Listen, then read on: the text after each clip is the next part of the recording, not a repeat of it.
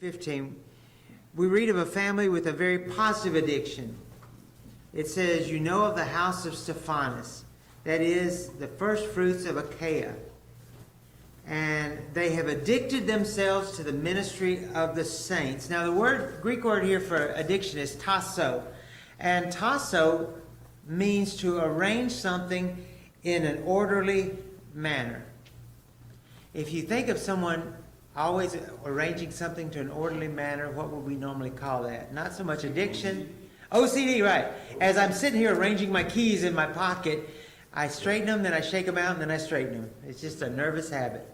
But, which is why when I preach on Sundays, there is nothing in my pockets, because I will start playing with my coins.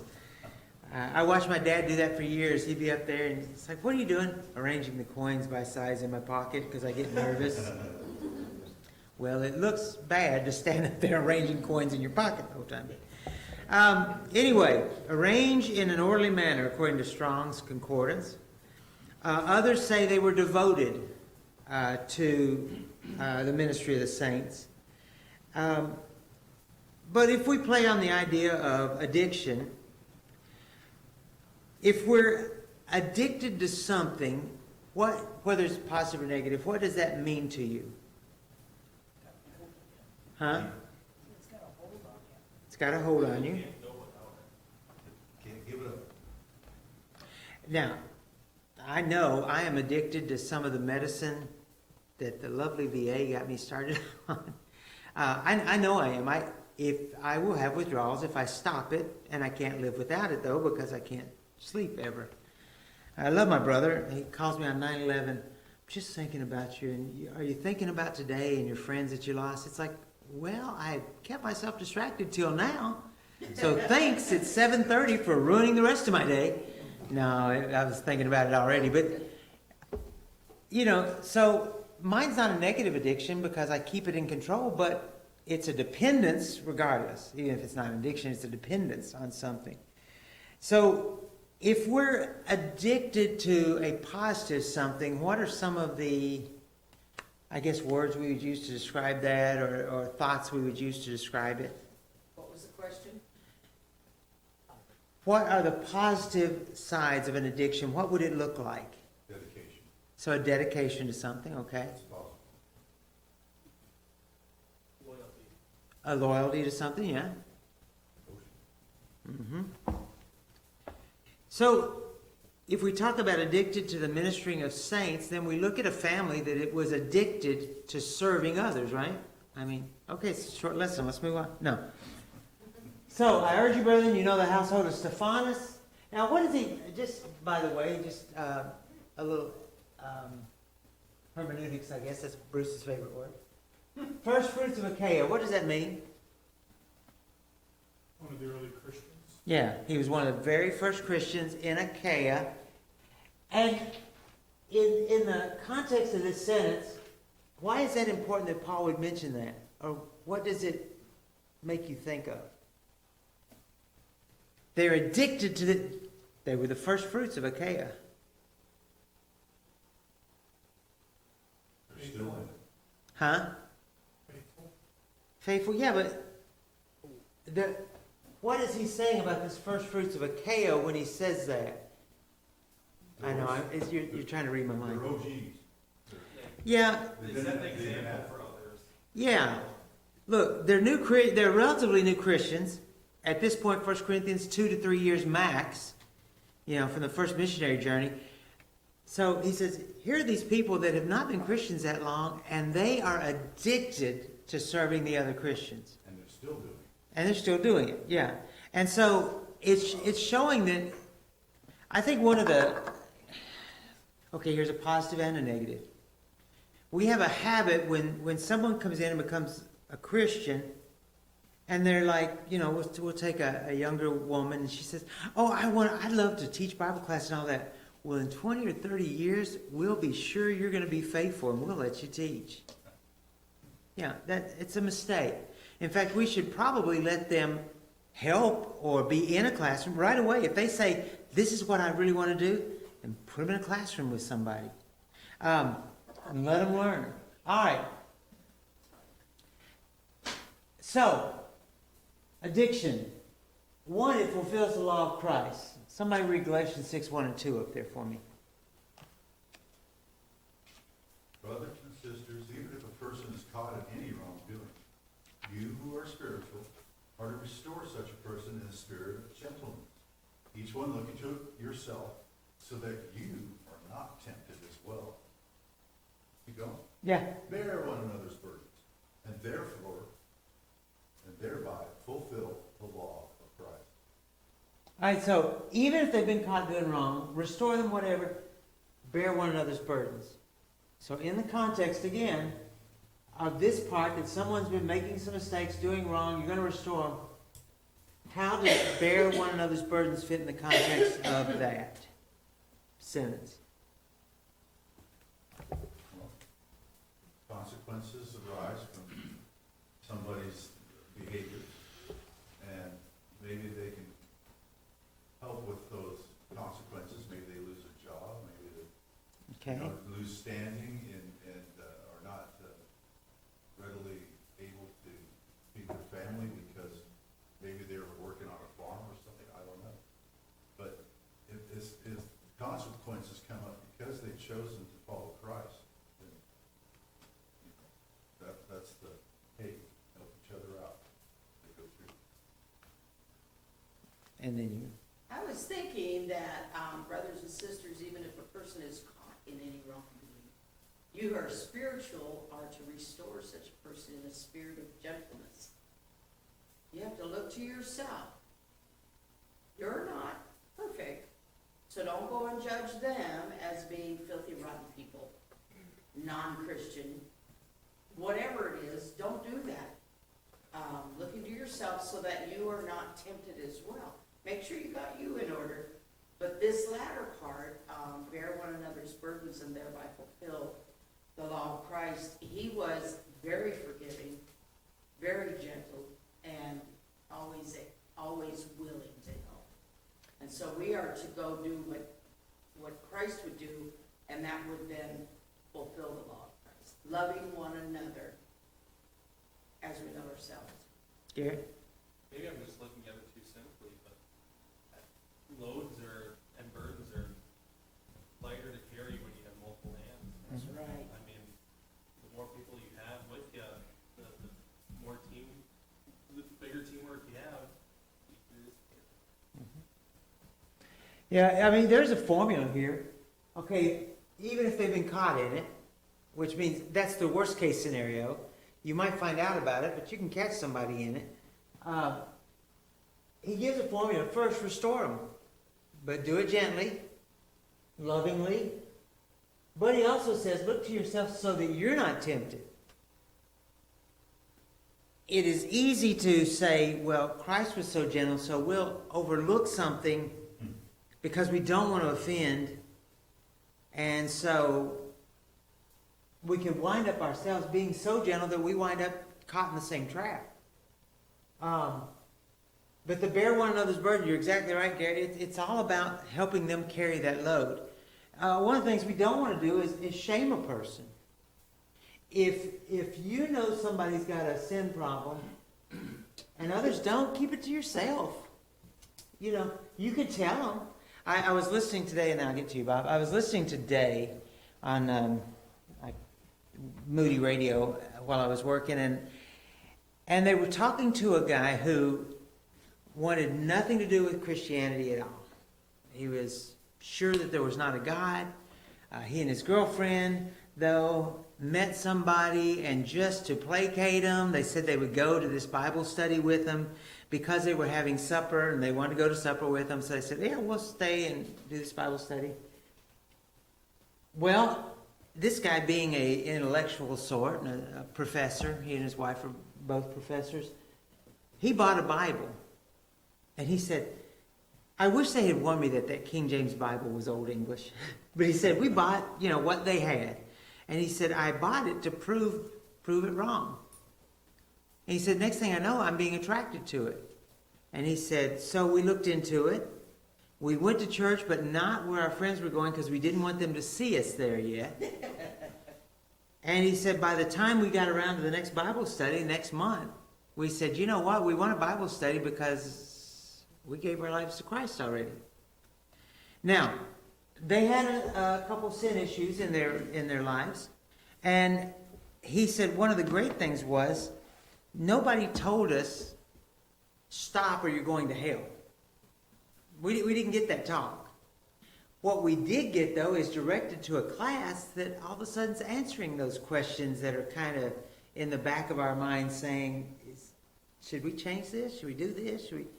And he said, that person didn't tell anybody else this was one of our problems. They just gently, here's a great class for new converts. Here's some of the topics they're talking about.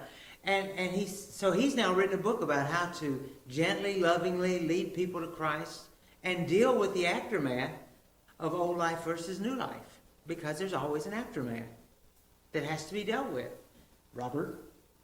You forgot now, didn't you? No, I was just gonna say, I think part of it also is you can't be too gentle that I feel like sometimes it's too gentle in the fact of they don't really take it that seriously, Or they miss the point. or they miss the point. So, Yeah, you can be too gentle, or the other one would be too subtle. yeah. Yeah. No, and I always say, to the best of your ability, deal with things one-on-one. Because one-on-one, you can be more straightforward because there's nobody else around for them to feel embarrassed about. Now, that doesn't mean mean. I always look to Jesus, and then we'll get to you, but I always look to Jesus, and I always have this mental image of him squatting down, doodling in the dirt. Now, I've heard whole sermons of what he may have written, which is so stupid because we have no clue what he was writing. I think he was doodling, personally, so that he was not making eye contact and causing embarrassment. Or confrontation with the Jews. He's just like, wait a minute, where'd everybody go? They didn't stone you. No. Well, I'm not going to either. But then he wasn't so subtle. He said, but go and stop doing that. Don't do it again. But and all this time, he's not looked her in the eye and made her feel bad. He has not confronted her, but he very clearly made his point of, don't do that again. Go and sin no more. Now, she could choose to go and say, he got me out of that mess, and do whatever she wanted. She could. But she's just as likely to say, can you believe the most influential teacher we've ever heard of did not tell them to stone me? You had something? No. Okay. I did. So it was fine. Oh, well, I don't want to hear his. I wanted to hear you. No, okay, go ahead, Mike. It's a good one. He talked about listening to Moody Radio about that story. We had a minister in Atwater, California, who was teenage years, early 20s, stoned him. His brother started talking to him. And stone. Hey, yeah, that's why I mean stoned. Stoned Eddie. His name was Ethan Lott. And they kept talking to him, He's going, come on, man, look at that, because he's intellectual, right? And then he goes, all right, he preached on this. I got a Bible, and I looked for everything I could find to prove my brother's wrong. I looked for everything. And, I started to understand that they were right. The scriptures are right. He ended up going to Sunset School. Coming back and preaching in that way. He's from Portland area. You can imagine how that was. Portland, Yeah, we have friends that their daughter started dating a guy that they didn't approve of, married him out of spite. Went to jail because they wouldn't bail him out. He had no other support system. His family had dumped him. And they came back, the dad, who was an elder at our congregation there, and he said, well, I'll feed you. You're not going to live in my house. She said, we're married. It's not about that. It's about the life choices y'all have made. And so he went to jail, did his, year or something. And when they came back, the dad had remodeled their garden shed, run electricity to it, and put a porta potty and a bed and insulated it. It's Georgia. And guess what? Tough love and insistence that if you're going to eat my food, you're going to go to a church on every Sunday. He's now a minister. I wouldn't have chosen the school he went to, but anyway, he went to school of preaching. No, it's not that he went to a liberal one.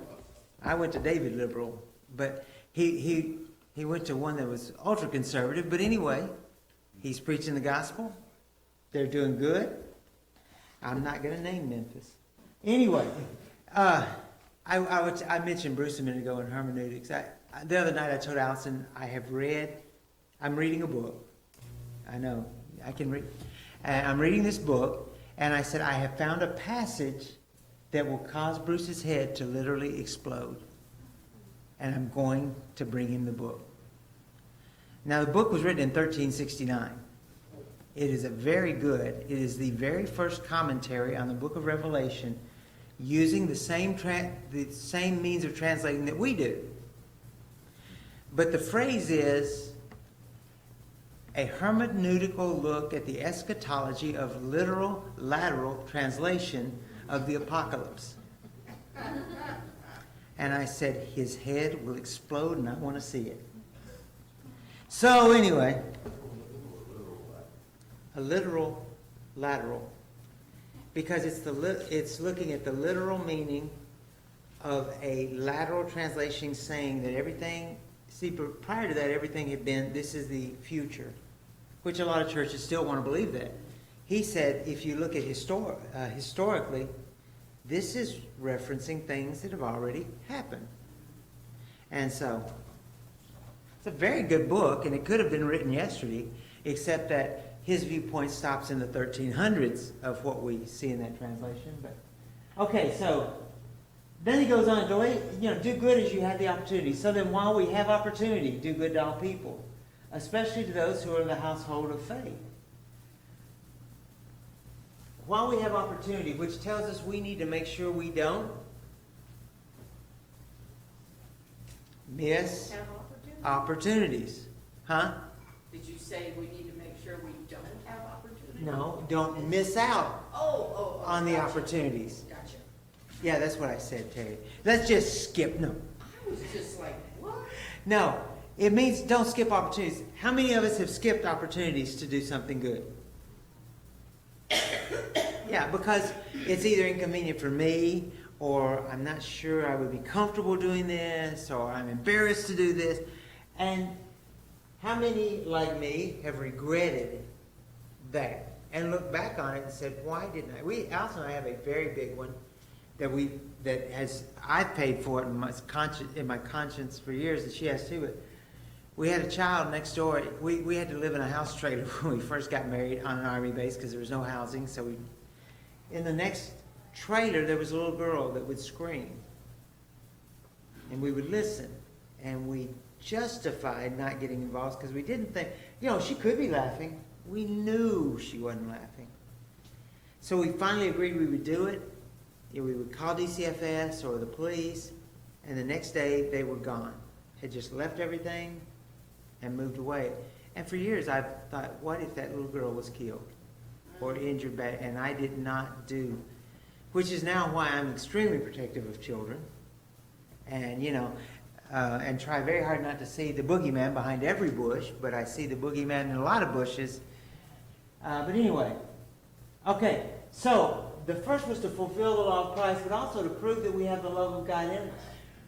We cannot have the love of God if we don't love one another. I love this from 1 John. This is a great verse. Anybody want to read it, 20 and 21? Anybody? Okay. I see all you old folks going. If someone says, I love God, yet he hates his brother or sister, and talk about not being subtle, he's a liar. A liar, if you want to settle it. Lie. For the one who does not love his brother and sister whom he has seen cannot love God who he's not seen. I always add in the word cannot possibly love God whom you've never seen. And this commandment we have from him, that the one who loves God must love his brother and sister. I mean, it's a sign that we pass from death to life when we show love for each other. When we care enough to ask them. Now we talked about subtlety. You show more love when you talk to someone about a problem they have in their life than when you say, "How's your day going, Bob? Was it okay at school?" "Okay, good." You know, I just gave him 5 seconds. That doesn't mean anything. But if Bob says, "Man, I had a rough day," and you sit down and listen, you know, you ask questions to engage. And we all know that active listening is more important than passive listening. Active listening is hearing it, restating it, questioning it, hearing it again if you need to. You know, that's active listening. Jeff. I would say there was someone that we heard speak at one point in time, I don't know when, but he said people come up to him and say, "Well, how you doing?" And then his response was, "You just ask him, you really want to know."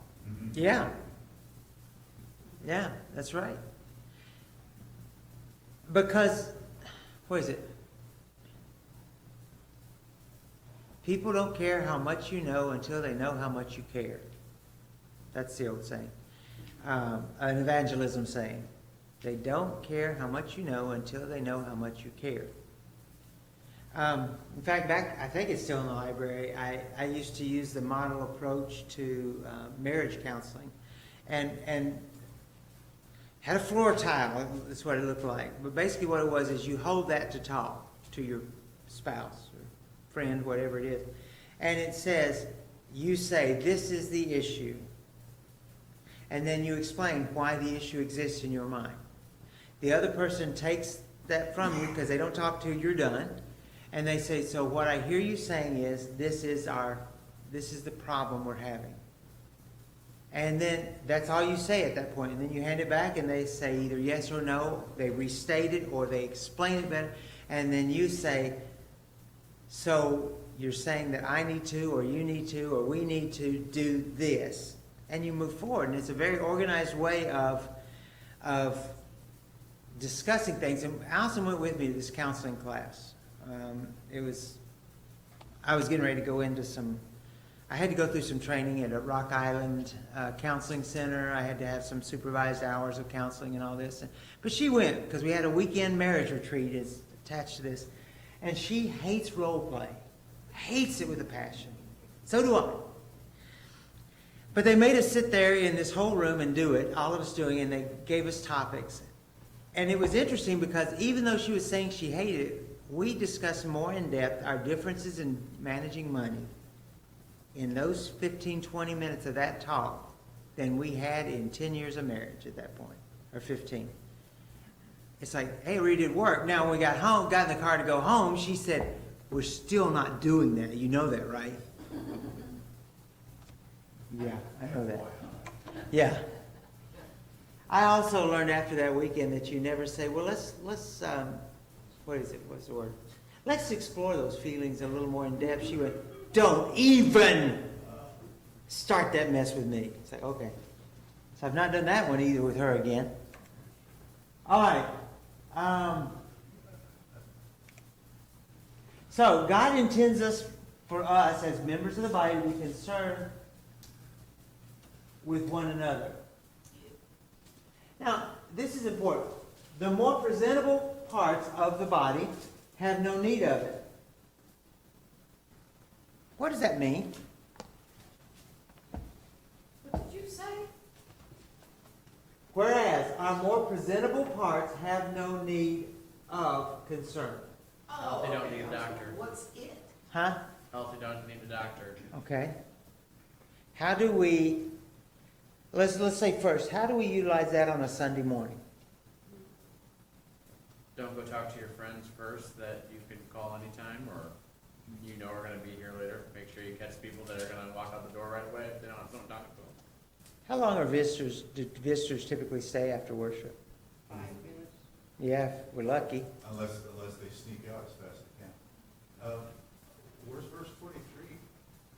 I don't know. Kind of It's in your explains that Bible. whereas our more presentable parts don't In need your- it. Somewhere in your Bible, right before 24, probably. And those members of the body which we think to be less honorable, of these we bestow great honor, and our unpresentable parts have greater modesty, but our presentable parts have no need. So he's using You're it, okay. yeah, he's using the analogy of dressing up, right? You're okay.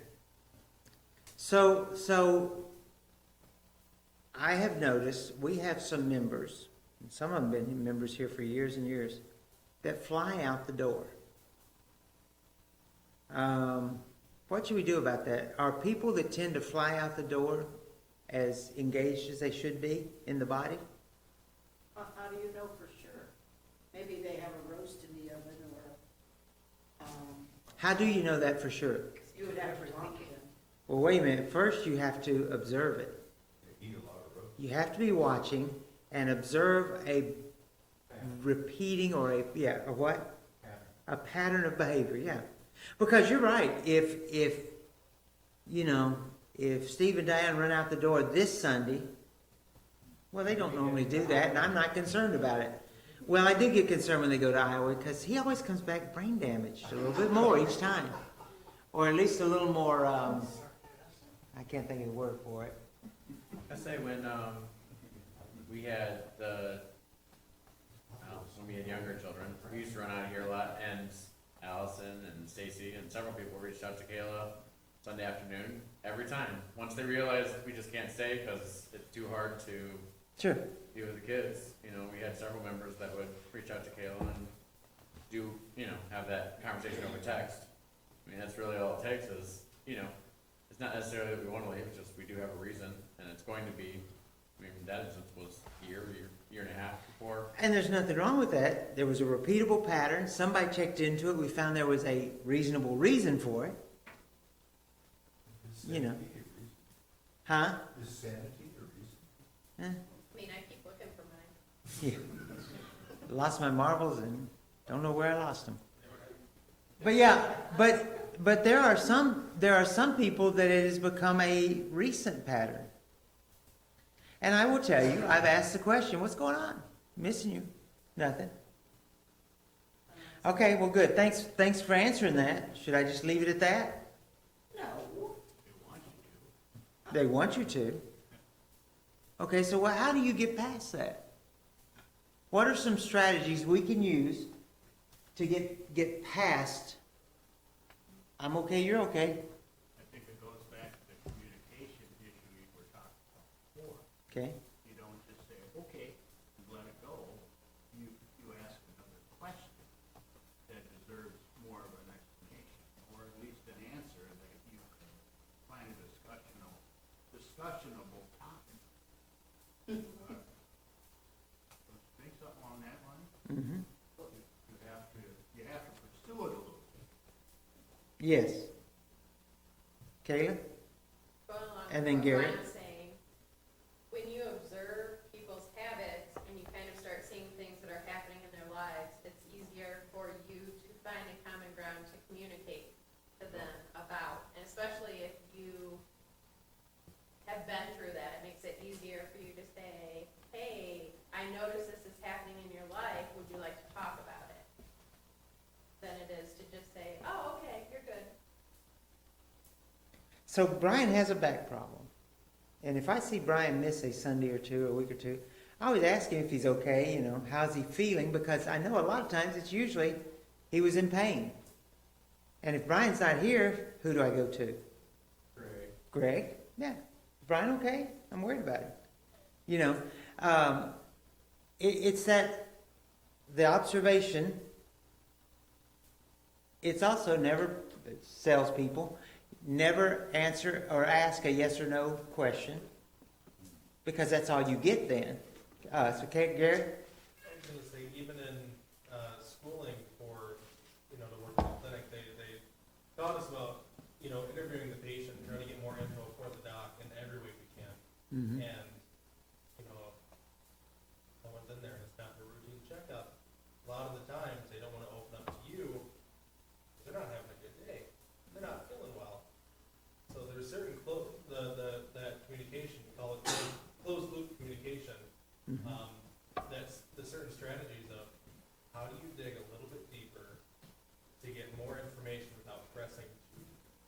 You know, there's always that point of, because you can keep pressing and pressing, but when you reach too far, you can never backtrack. And so you always gotta play that game of how far can And some of it's just experience, right? I. It is. You get better at it with time because you can start reading the nonverbal cues.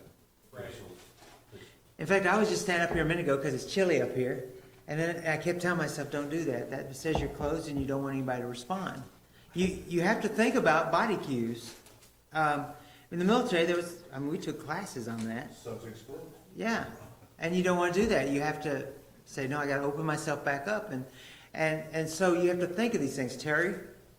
Well, getting to know the person is one way of being able to identify what's going on. But like a lot of things, I can tell him, I'm hurting really bad today, can we leave right after? And maybe we can, maybe we can't. So, Have you ever met your husband? yeah, and I've threatened to bring my own car many times. You need And to it's step a- on his foot first, so that it's he a- knows. That's why I have size 14. It's okay if he wants to stay. And it's okay if I want to go home and lay down. And then we have 2 dogs that don't get to eat or drink or go outside until we get back home. And by the time the end of our day, it's like 4 or 5 hours. And, you know, they can manage all night, but it was all night and then we left right away in the morning. So I just think of, you know, they could be having that on, but nobody really talks about it. I mean, who wants to know that stuff anyway? But yeah, I think if we get to know them, and one of the ways to do that is you could just drop by and see if they answered the door. But, you know, for us in another town a bunch of miles away, we don't have to worry about any guys just dropping by. What do you think? However, Terry, wasn't I telling you about our house in Germany? See, Alice and I lived in a house in Germany, and we lived about 30 minutes drive from where our church was. It was in Mannheim. We were living in the mountain village of Schriesheim. And not only that, I'd taken this deal. We got this house really, really cheap because I did security for the family that owned the mansion around from us. And so, you know, I had to be available to them. It's like, okay. So to get to our house, you parked in a garage and you walked up about 150, 200 feet mountain trail to get to the house. There was no way to get to the house, which means we had to drag a wagon up with groceries and stuff. But anyway, so we decided for no reason, and we did normally do, we just skipped church because we just didn't want to go. Just didn't want to. And we're sitting there in the middle of the afternoon, and hey, we decided to come to town here and have ice cream. You want to go with us? You don't decide to come to this village. It's in the middle of nowhere. And then you didn't decide to just, while we were driving by, come up this little mountain road and then walk up this little path. And there's a whole bunch of people from church out on their front porch. Yeah, let's change. We'll join you. Not one word was said about us missing church. But you never missed again. Well, we did one other time. And they showed up again. And I'm like, you know, now they didn't do it if one of us was there, well, if she was there, because they knew I had to travel all the time. But if both of us missed, either we were sick or we missed. And they were going to find out one way or the other. That's being addicted to the saints. We're almost out of time. That's right. But that's being addicted to the saints. They went so far out of their way to encourage us because, yeah, we were newlyweds and we were 20. I was 21. She was quite a bit older. I was 21 at the time. She was more mature than I was. Anyway, but for the body to grow, every member has to do its part. Now, I just planted, she loves hydrangeas. And I just planted 4 new ones. And I asked the lady at the plant store over here, I said, how much do I need to water these guys? And she goes, oh, they will tell you. They don't talk. She's crazy. No, she said, they'll tell you. And I have learned that hydrangeas tell you. Because as soon as they get thirsty, every leaf on it goes, it's so pathetic. And so I talked to her and I said, it's okay, I'll give you some water. Now who's crazy? But I'll water them, by that evening I come home and leaves are all up. They're like, thank you. It's amazing. See, that's the thing. She was telling me to look at the plant. Watch it. You'll know. So look at the body and watch it. And somebody want to ring the first bell, please? You'll know. For the body to grow as it should, you must do your part. Speak the truth in love. We're to grow up in all aspects into Him who is in Christ. For the whole body being fitted together, we have to know that every member plays a part and their part's important. Every member plays a part. No matter what that part may be. And no matter how insignificant you may think your part is because you think yours is more important. The preacher's not the most important. The elders are not the most important. No individual member is the most important. The most important is the collective body of Christ. And we are made stronger when we work together. But again, let's go back to that observation. I was saying one Sunday a while back, I don't know what, maybe Josh had songs, but it's the end of service, I get back, and I had noticed that he was being a little bit of a brat the whole time. And Stacy's holding him and holding Amos or Annie one. They were grabbing. And so I just said, here, give me him. And I walked off with him, and he puked on me. But yeah, other than that. But no, it was just that momentary observation. I can't do it for long, but I can take him for a minute so she can just breathe for a second. Or I watch people come and help, the 600 winter kids. One doesn't even claim us anymore. And by the way, they are improving so much in the last couple of months. It's been amazing. But watching, Missy grab one. Or Allison come, Bob goes up front and Allison run over to sit with him or something. Those are the things, and those are easy ones. But watching and observing and noticing, that takes effort. It takes a lot of effort, actually. So getting acquainted is required. Given to hospitality. But some practical suggestions before we run out of time. You have to create habits. Yes, sir. Conversations other than Sunday morning also are very effective. Yes. The only time you converse is Sunday morning, that's probably a red flag. Yes. Yeah, I meant to bring that up too, because these people that run out the door, you have to find alternate ways to re-engage them. And one of those is to ask them out to lunch. Say, hey, or kind of like my church did in Germany, but you can, you can say, hey, I'm going to be, like for Carl, when he, hey, Carl, I'm coming to Fortune. You want to meet at Farmers? Have lunch? And I had to go down there anyway. I had to go down to the Believe building and do something, but why not take a chance to spend a few minutes with a brother in Christ and have lunch? Or, I said much better. I don't normally wind up in your town, but no, we can, yeah, but finding ways and times to do something. We didn't go to a lot of the plays and stuff or the musicals and all that, but a couple years ago we went because one of the kids was in it that didn't get a lot of attention. And so it's like, okay, we'll go and make a big deal.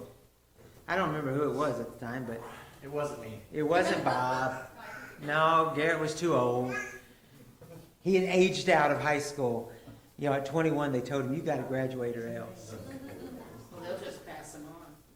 Yeah, they actually did that for poor Dougie. They told Bruce and Karen, he can't stay anymore. It's against the law. He has to go. Okay. Greet everyone you know by name. There's nothing more important than using people's names and learning how to pronounce them right. I forgot who it was. Somebody here called Reuter Reuter for years. And so I always called him Reuter. Just to, because he knew I knew the right name. But it was a big joke over whoever it was. And it's a person who should have just listened. Just listen. So try to use people's names correctly. And use them often. Huh? I'm Alice, not Allison. Well, I've given up on the Jeff and Allison thing. Yeah, that was tongue-tying. I had even done that and called Allison Alice. 3 John 14. John says, I hope to see you shortly, And we'll talk face to face. That's interesting. He's writing a letter to everyone but saying, we're going to talk when I get there. And the face to face implies an in-depth one-on-one conversation. Not just good to see you all. I'm hitting the road to Achaia now. And make it a habit to practice hospitality. Be hospitable without complaint. So, Bruce does stuff for me all the time. I mean, you know, I stole his backhoe the other day for several days. But so this morning, I had just gotten out of the shower, just put on this, and the phone rings. He goes, "Hey, you remember that favor I needed? Yeah, I need it now.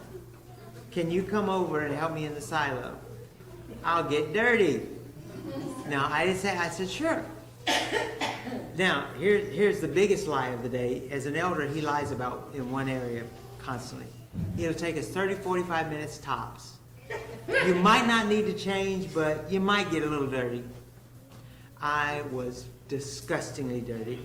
I did change clothes, and it took 3.5 hours, not 30 minutes, which I knew that was going into it. And yes, I had to climb through one of those little bitty doors in the silo twice, in and out. Yeah. I guess Ben just said I'm done. So anyway, be addicted to the ministry of the saints. See if there's any more practical ones. Oh, and whatever abilities you have, use them in the service of the Lord. And if your ability is nothing more than making a phone call or sending a card, that's not nothing more. That's important. It's an important part of it. All right.